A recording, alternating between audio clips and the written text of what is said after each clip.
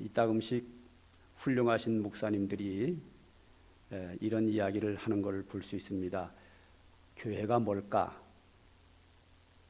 아니, 목사님이 교회가 뭔지 모르면 어떡하나 이렇게 생각할 부분이 아니고, 여기서 교회가 뭘까라고 하는 그 이야기는 그냥 단순하게 교회가 뭐냐가 아니라 교회 다음이 도대체 어떤 모습일까? 상당한 그런 생각을 가지고 고민하는 이야기입니다. 교회의 본질은 뭘까? 교회는 어떤 모습이어야 하며 교회는 어떤 일을 해야 되는가? 교회의 비전은 뭐며 교회의 목표는 뭐며 교회의 사명은 무엇일까? 어떻게 하는 것이 교회다운 교회이며 가장 바람직한 교회인가에 대한 생각 있는 고민입니다. 아주 훌륭한 생각이라고 생각을 합니다. 우리는 이따금씩 중요한 것을 대사롭지 않게 그냥 지나가는 경우가 있는데, 그 중요한 교회가 무엇인가를 다시 한번 마음에 생각하면서 그 중요한 교회가 그 시대적인 사명을 감당하고 바른 길을 간다는 것을, 그것을 위해서 한번 고민해 보는 것은 우리에게 상당히 필요하다고 봅니다.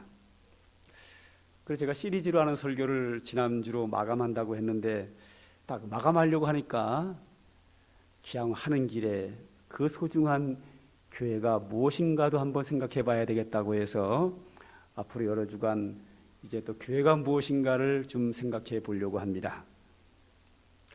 자, 지난주 설교와 이루 연결이 됩니다. 우리가 사람은 어떤 존재인가를 제가 설교하면서 마지막에 사람은 죄인이다. 죄인이기 때문에 소망이 없다. 그런데 이 죄인에게 하나님이 은혜가 임하여 하나님의 긍휼히 여기심과 이 죄인에게 하나님의 은혜가 인하여 은혜로 인하여 우리가 구원받은 하나님의 백성이 되었고 하나님의 자녀가 되었다는 겁니다. 사람의 존재가 무엇인가에 대해서 가장 중요한 것은 인간은 하나님의 형상대로 지음받았다는 거하고 또 하나가 있다고 하면 사람은 죄인이라는 거거든요. 죄인에게는 형벌과 저주만 임하는 게 당연한 겁니다. 그런데 그 죄인된 우리에게 형벌과 저주를 주기를 기뻐하지 아니하시고 우리에게 구원의 은총을 주시고 하나님이 우리에게 자녀로 삼으셨다는 겁니다. 세상에서 죄 가운데 있는 우리를 하나님이 성령께서 그에게 감동 주셔서 예수를 영접하게 하고 예수 믿는 그들의 모든 죄를 사하고 하나님이 자기 백성, 천국 백성, 하나님의 자녀를 삼으셨다는 겁니다. 그 하나님의 자녀 삼은 자들을 하나님이 세상으로부터 불러 모은 게 뭐냐 하면 교회입니다. 할렐루야. 교회예요. 교회라고 하는 것은 이 교회당을 말하는 게 아니고 이 교회당은 죄인된 우리를 예수 믿게 하여 모든 죄를 용서하고 하나님의 자녀들이 모인 성도들, 즉 교회가 모이는 당입니다. 교회는 예수 믿고 하나님의 자녀된 사람들이 모인 사람들이 교회고 그 사람들이 모인 곳이 뭐라고요? 교회당인 거예요. 그러니까 이 자리에서 교회는 이 건물을 말하는 게 아니라 이 자리에 앉아있는 여러분들이 삼광교회입니다. 여러분뿐만 아니라 오늘 가정에서 예배드리는 우리 교회 삼광에 속해 있는 모든 분들이 다 삼광교회입니다.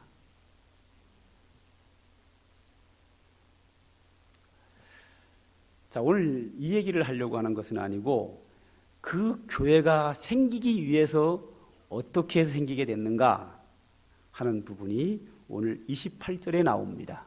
28절을 보죠. 여러분은 자기를 위하여 또는 온 양떼를 위하여 삼가라. 성령이 그들 가운데 여러분을 감독자로 삼고 하나님이 자기 피로 사신 교회를 보살피게 하셨느니라 그랬어요. 여기 보면 하나님이 자기 피로 사신 교회라 그랬습니다. 근데 그 하나님이라는 글자 위에 바로 옆 모서리 쪽에 위쪽에 작은 2번이라고 있고 아래 내려오면 그 이에 대한 설명이 나와요. 어떤 사본에 주께서 돼 있단 말이죠. 그러니까 어떤 성경에는 여기에 뭐라고 돼 있는가 하면 주께서 자기 피로 사신 교회를 보살피게 하였느니라. 즉 예수님께서 자기 피로 사신 교회다. 그렇게 이해하면 좋겠습니다. 이게 훨씬 자연스럽습니다. 예수님이 주님께서 자기 피로 사신 교회다. 교회는 뭐냐? 주님의 피로 사신 교회입니다. 할렐루야. 어떤 사물에 대하여 가치를 정할 때는 그 가치의 기준이 있어요. 일반적으로 우리 사람들이 살아가면서 가치의 기준은 뭐지요? 돈입니다. 누가 뭘 말할 때 그거 얼마짜리야? 얼마짜리라 그러면 그것을 얻으려면 그 돈을 지급을 하고 그걸 얻을 수 있습니다. 예를 들어서 어떤 사람이 휴대폰을 샀는데 이거 참 좋은 거야. 그러면 우리는 뭘 물어봅니다. 그거 얼마짜리지? 그 가치가 어느 정도 되는 거냐라고 물어봤을 때 얼마짜리냐? 그게 100만 원짜리다. 그러면 괜찮네. 이거 10만 원짜리야. 에이, 요거 200만 원짜리야. 와, 그렇게 좋은 거야? 돈으로 계산을 하거든요. 그 가치가 100만 원짜리의 가치가 되는 것은 반드시 100만 원을 지급해야 그걸 얻을 수 있어요. 100만 원짜리를 가지고 10만 원을 지급하고는 얻을 수 없는 거예요. 그래서 모든 것의 가치를 이야기할 때는 얼마짜리냐. 세운차를 샀어요. 그거 얼마짜리냐. 그래서 이게 만약에 1000만 원짜리다 그러면 아이, 그걸 차라고 타고 다니냐. 요거 1억 5천 줬어. 오, 괜찮은 차인데. 그러니까 얼마짜리냐가 그 가치의 기준입니다. 그래서 모든 것은 돈으로 계산합니다. 만약에 애완용 개 한 마리를 샀어요. 그거 얼마짜리냐? 3만 원 줬어. 아이, 똥개구만. 근데 요거 500만 원 줬어. 그러면 족보 있는 개인가 보네. 어느 족보야? 이렇게 물어보거든요.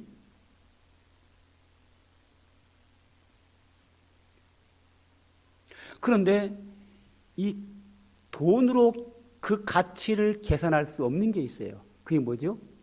사람이에요. 사람을 가리켜서 얼마짜리, 이거는 옳지 않아요. 저는 이 보험회사에 대해서 영 불만이 많은 사람입니다. 왜 그런가 하면 교통사고로 사망을 했단 말이죠. 그러면 사망하면 뭐 어떻게 살릴 수는 없잖아요. 그러면 이제 돈으로 보상을 해준단 말이에요. 그러면 사망사고에 대해서 일정하게 보상을 해줘야 되는데 그 사람의 직업이 뭐 판사님이다.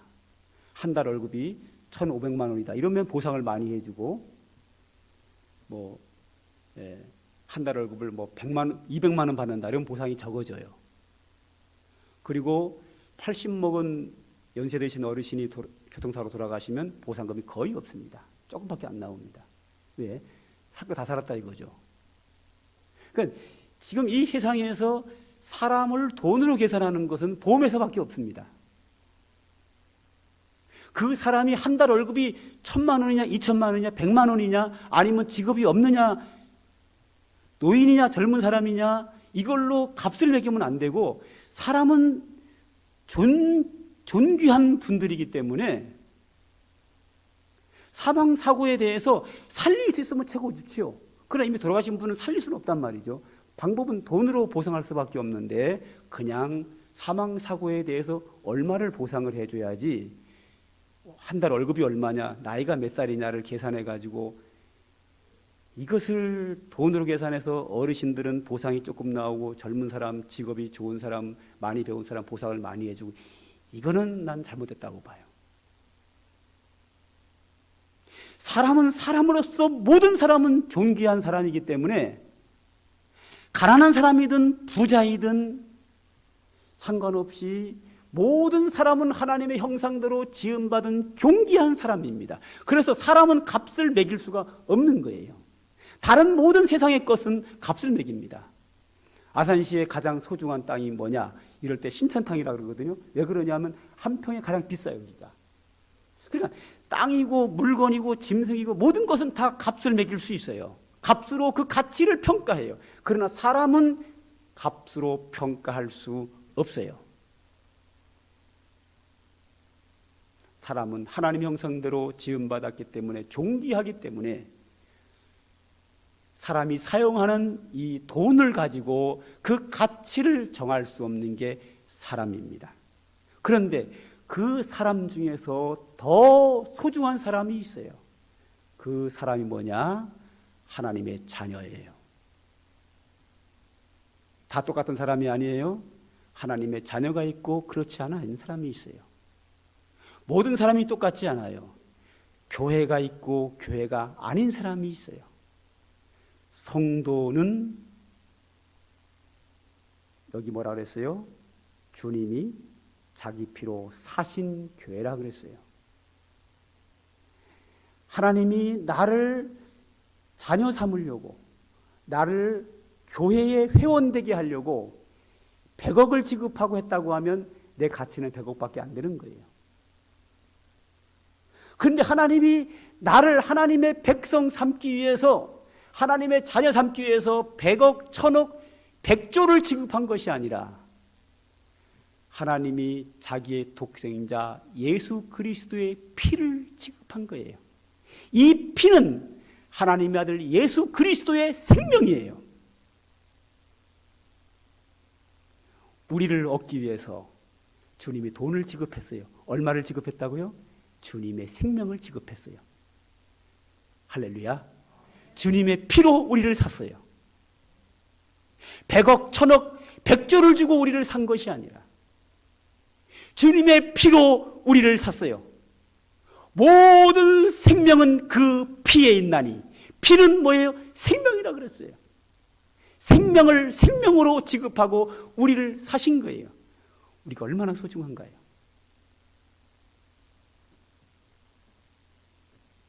주님이 자기 피를 지급하고 우리를 샀어요.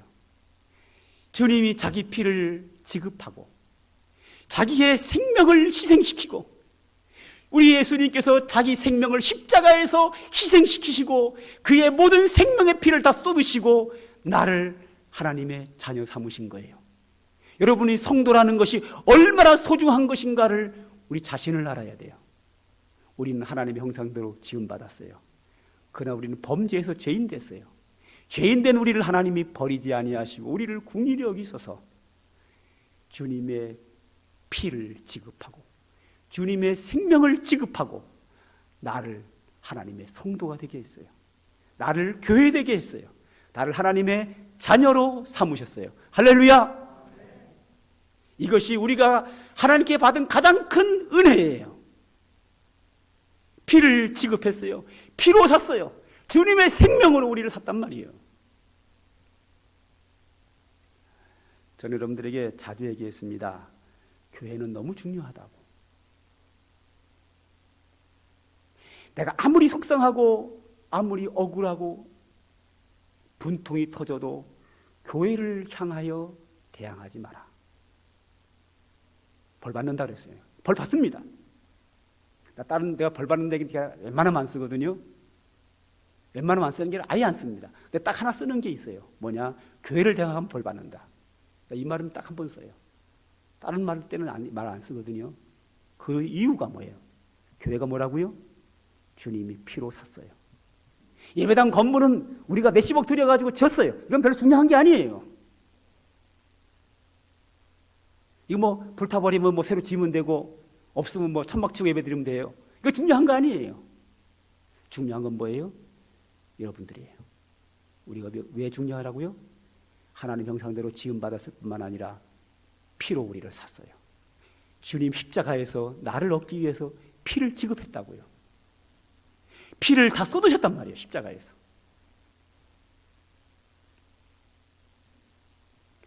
그러므로 절대로 교회를 대항하면 안 돼요. 교회는 내가 사랑하고 내가 보호해야 될 가장 소중한, 이 세상 그 무엇보다 소중한 교회는 소중한 거예요.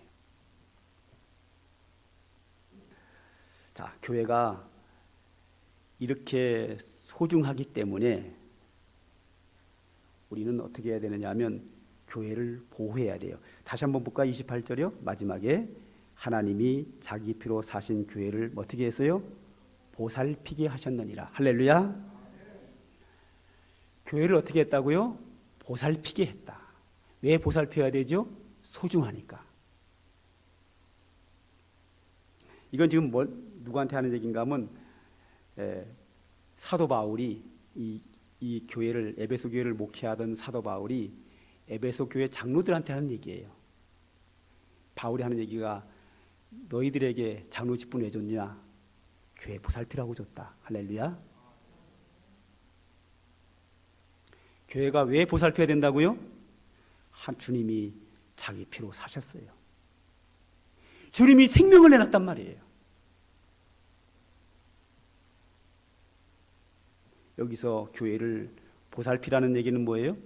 교회가 소중하기 때문에. 자, 어떻게 보살펴야 되는지가 그 이후에 4가지로 나와요. 첫째, 어떻게 보살피느냐? 29절이에요. 내가 떠난 후에 사나운 이리가 여러분에게 들어와서 그 양떼를 아끼지 아니하며 그랬어요. 사나운 이리가 여러분에게 들어와서 그 양떼를 아끼지 아니한다.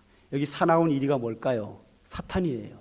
그 다음에 그 양떼는 누굴까요? 성도예요. 교회를 말해요. 바울이 그 교회를 목회하다가 떠난다 이거예요. 떠나는데 사탄이 와서 성도들을 아끼지 않는다. 사나운 이리가 양떼를 아끼지 않는다. 장로들아, 너희는 교회를 보호해라. 교회 안에 사탄이 역사하지 않도록 장로들아, 너희는 교회를 지켜라. 그 얘기예요.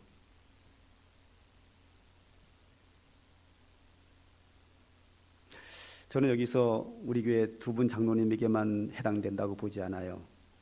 우리 교회 직분자들 모두에게 해당된다고 봐요. 저까지 포함시켜야죠.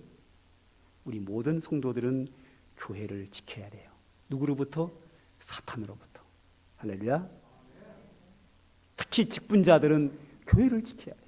무조건 교회 편에 서야 돼요. 교회 편에. 왜? 교회가 뭐라고요? 주께서 자기 피로 사신 교회예요. 이유 없어요. 이유가 없어요. 주님이 자기의 생명을 지급하고 얻은 게 교회예요. 그런데 그 소중한, 가장 소중한 그 교회를 사나운 이리가 헐려고 하는 거예요. 사탄이 교회를 무너뜨리려고 하는 거예요.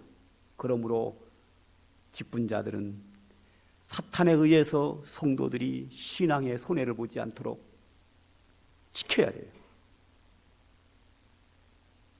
사탄으로부터 교회를 보호해야 돼요. 교회에 문제가 생기면 어떤 사람은 에휴, 교회가 문제 많냐고 떠나는 사람이 있어요. 그러니까 바람직한 거 아니에요. 그렇게 소중한 교회를 어떻게 두고 떠나요? 그 교회에서 사탄이 그 교회를 무너뜨리기 위해서 회방 노는 그것에서 내가 피 흘리면서 교회를 지켜야 돼요. 할렐루야. 지켜야 되는 거예요. 떠나면 안 돼요.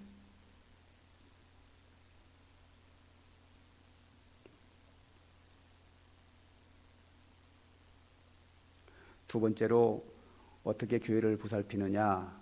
31절입니다. 그러므로 여러분이 일깨어 내가 3년이나 밤낮 쉬지 않고 눈물로 각 사람을 훈계하던 것을 기억하라 그랬어요. 교회는 하나님의 말씀으로 양육해야 돼요. 할렐루야.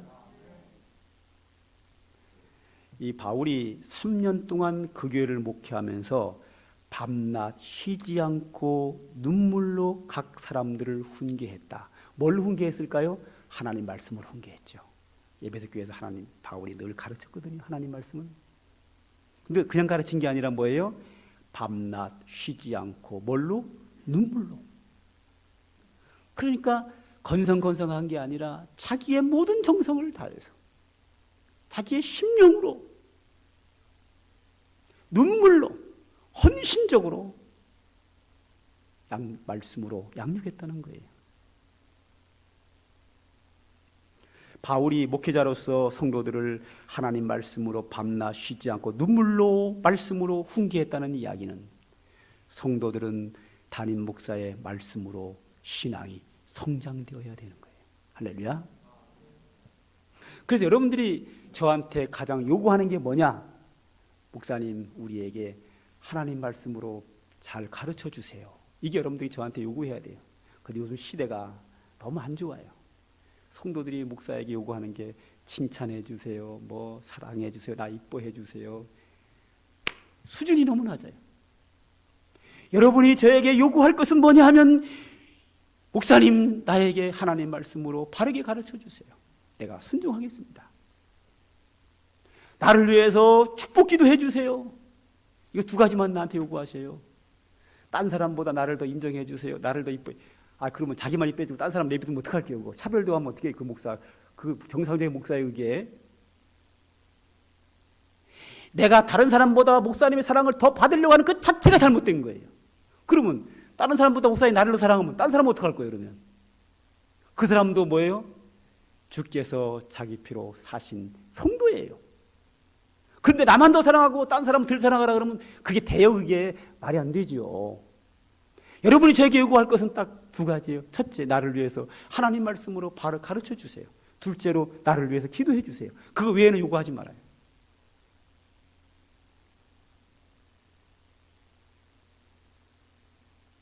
또 목사의 사명은 그거예요. 바울이 이 교회에서 3년 동안 한 일이 뭐냐면 밤낮 쉬지 않고 눈물로 각 사람을 훈계했다. 이걸 기억해라 이거죠. 내가 그렇게 해서 훈계했으니 장로들아, 너희들 알아서 잘 이 교회 보살피라는 거예요. 그 말은 뭐예요? 내가 가르친 말씀을 가지고 장로들이 성도들을 잘 보살피라, 그 말이에요. 여기서. 그러니까 이 담임 목사가 말씀을 전한 것을 그 교회의 모든 성도들이 순종하고 그 말씀대로 살아야 되는 거예요. 할렐루야. 그 다음에 교회를 어떻게 보살펴야 되느냐? 세 번째로는 33절입니다. 내가 아무의 은이나 금이나 의복을 탐하지 아니하였고, 또 19절 한번 볼까요? 19절. 곧 모든 겸손과 눈물이며 유대인의 관계로 말미암아 당한 시험을 참고 주를 섬긴 것과. 바울이 목회를 하면서 성도들의 은이나 금이나 의복을 탐하지 않았다 그랬어요. 그 목회자의 어떤 헌신적인 희생적인 사역이죠. 목사님들도 저를 향해서 하는 겁니다. 이 목사인 저는 성도들에게 물질 같은 거 욕심 내면 안 돼요. 그렇죠? 목사가 성도들에게 원하는 것은 성도들이 신앙으로 잘 성장하는 것, 그걸 바라야지. 좀 나를 잘 대접하는 사람은 더 이뻐하고 대접을 안 하는 사람은 덜 이뻐하고 이거는 저는 목사로서의 어떤 기본적인 인격의 자질이 아니라고 봐요. 저는 그렇게 봅니다.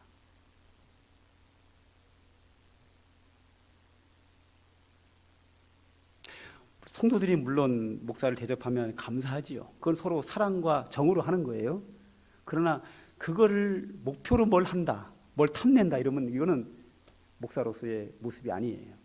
저는 그렇게 봐요. 이 바울은 성도들의 은이나 금이나 의복을 탐하지 않았다. 눈물로 그들을 섬겼다. 아버지가 자녀를 양육하듯이 부모가 자녀를 양육할 때는 헌신적으로 하는 거예요. 목회자인 이 바울은 헌신적으로 모든 인간적인 육체의 욕심을 다 버리고 헌신적으로 교인들을 보살폈다는 거예요. 이 목회자의 모습이에요. 왜? 그 성도들을 그렇게 해야 되는 이유가 뭐라고요? 주의 피로 사신 교회거든요. 저는 목사님들이 교회를 함부로 해가지고 벌 받는 거 많이 봤어요. 물론 장로들도 벌 받는 거 많이 보고요. 진짜 벌 받더라고요. 하나님이 다른 죄는 좀 용서하는 것 같은데 이 목사 장로들 직분자들이 교회를 해방하는 사람들, 욕심내는 사람들 하나님 벌 주는 거 참 많이 봤어요.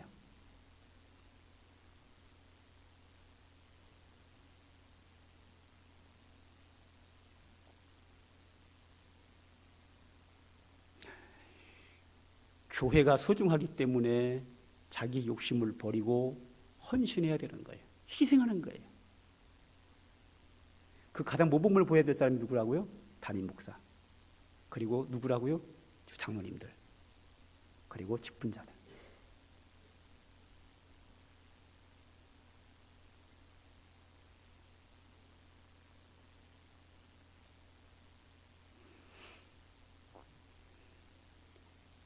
한 번은 옛날에 어떤 분이 저한테 그래요.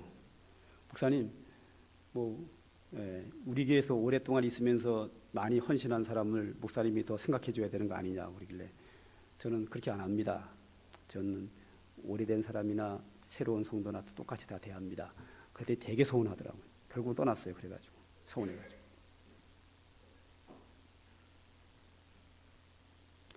이 교회에 오래 있을수록 직분자일수록 욕심을 내려놓고 희생해야 되는 거예요.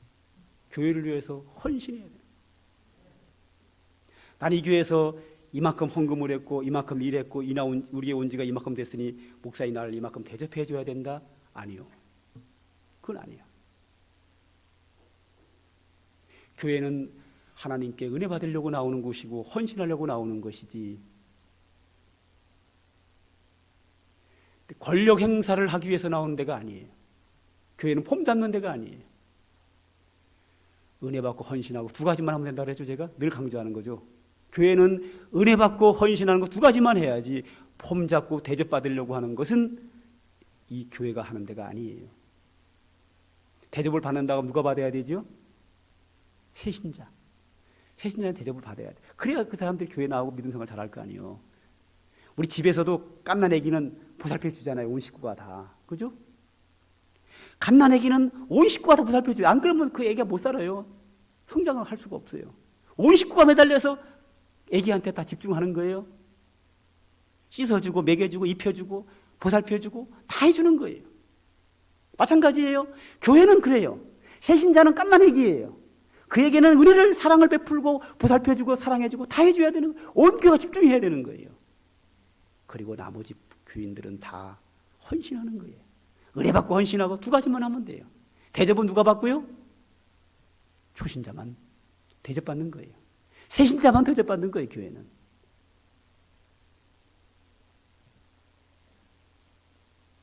마지막으로 네 번째 36절입니다.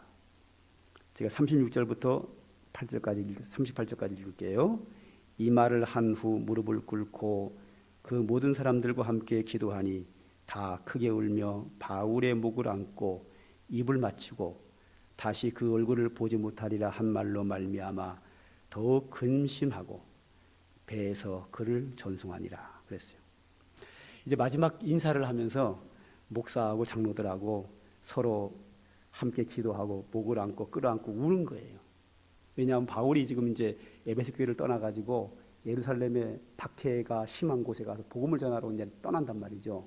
그러니까 마지막 인사를 하면서 목사와 장로들이 서로 끌어안고 우는 거예요. 참 감동이죠. 요즘 이런 교회가 하얀 있을까 싶어요.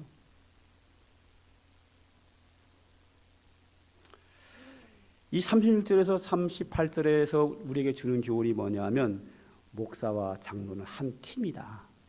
할렐루야. 조금 확대하면 목사와 직분자는 뭐라고요? 한 팀이다. 교회를 섬기는 한 팀이에요. 이제 한국 교회에서 이런 얘기가 많죠. 집사 때는 충성했는데 장로만 되면 속색인다고. 그런 얘기 참 많이 들어요. 그죠? 그런 말 많이 들었죠. 왜 그럴까요? 뭐 두 가지가 아닐까 생각을 해요. 집사 때는 장로 되기 위해서 충성했는데 장로 됐으니까 충성할 일 없겠다 생각을 하고 폼 잡고 있는 이런 경우 하나 있을 거고, 또 하나는 이 장로님 딱 되고 나면 성도들이 부추겨요. 아, 장로님 뭐 하세요? 목사님한테 그 건의도 하고 그래야죠. 마치 장로님들이 야당 총재인 줄 알아.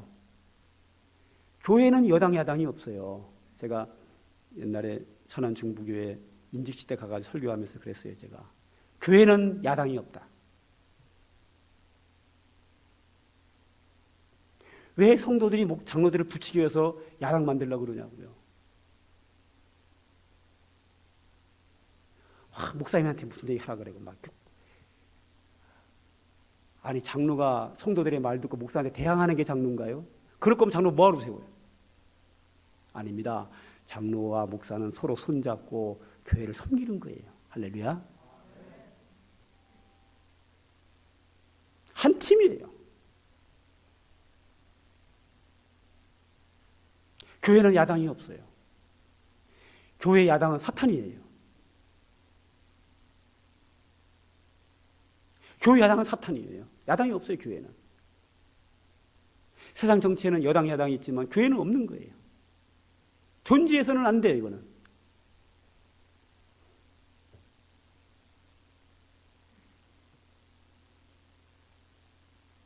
여기서 쭉 나오는 게 뭐예요? 장로는 성도들을 보살핀다. 계속 그런 것만 나와요. 직분자는 교회를 보살피는 거예요. 목사, 장로, 직분자 다 교회를 보살피는 거예요. 왜? 교회가 소중하기 때문에.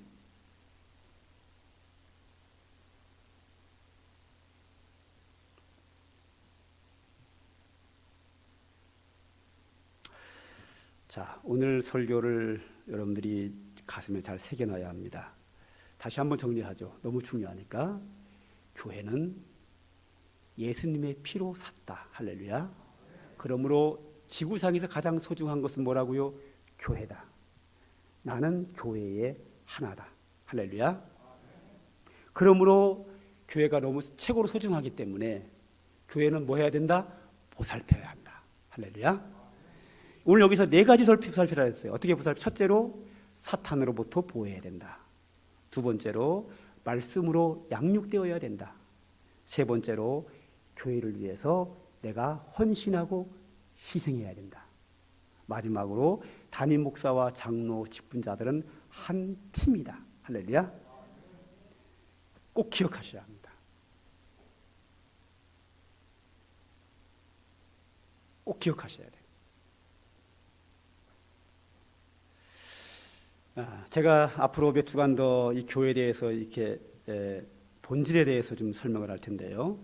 이번 기회가 여러분들이 교회에 대한 새로운 시각을 가지고 우리가 이 교회에서 어떻게 믿음 생활을 하고 은혜를 받으며 하나님께 영광을 돌리며 가장 바람직한 교회로 우리 교회가 성장돼 가고 내가 교회 생활을 어떻게 가장 바람직하게 할 것인가 분명한 답을 가지고 그런 여러분 모두가 되기를 주님의 이름으로 축복합니다. 기도하겠습니다. 하나님 감사합니다. 오늘도 우리들에게 귀하고 복된 소중한 말씀 주신 거 감사하여 하나님께 영광을 돌립니다. 주께서 주의 피로 우리를 하나님의 자녀로 만들었습니다. 우리가 교회가 되었습니다. 소중한 우리에게 우리가 사탄으로부터 보호받고 은혜받고 하나님의 축복받는 우리 모두가 될 수 있도록 주의 성령께서 이 교회에 오셔서 역사하여 주시옵시고 은혜를 입혀 주시옵소서. 주의 권능의 손으로 우리 교회를 붙잡아 주시고 부흥케 하시고 축복하시고 이 교회를 통하여 주님이 영광을 받으셔서 이 시대적인 귀한 교회의 사명을 감당하는 가장 바람직한 교회로 설 수 있도록 하나님 은혜와 축복으로 함께하여 주시옵소서. 예수님의 이름으로 기도합니다. 아멘. 찬송가